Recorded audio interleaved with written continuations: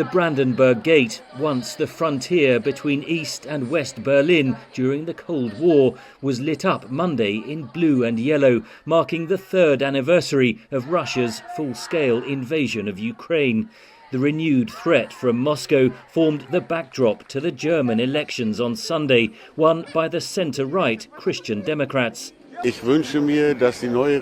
hope that the new government will continue to supply weapons to Ukraine, that it will work together with the European states to develop a major counterweight to Russia and now also to Trump.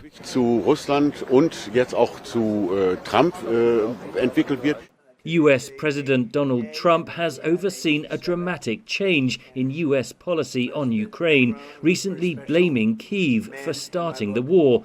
Washington has said European security is no longer a priority. After his victory in Sunday's German election, the Christian Democrats' leader Friedrich Merz said the Trump administration, quote, does not care much about the fate of Europe. It is clear that we Europeans must now be able to act very quickly, and that we must also organize our own defense capability very quickly.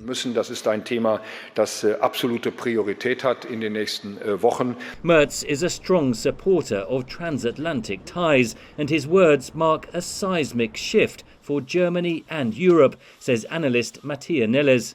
We are, as Germany, shocked by the end of and utterly unprepared for the end of the Pax Americana, the end of America providing security for Europe.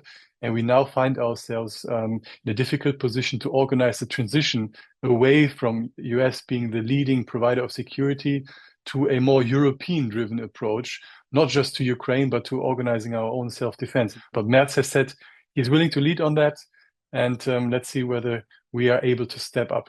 Can Europe afford to pay for its own defence? Merz will have to change his fiscal stance, says analyst Liana Fix.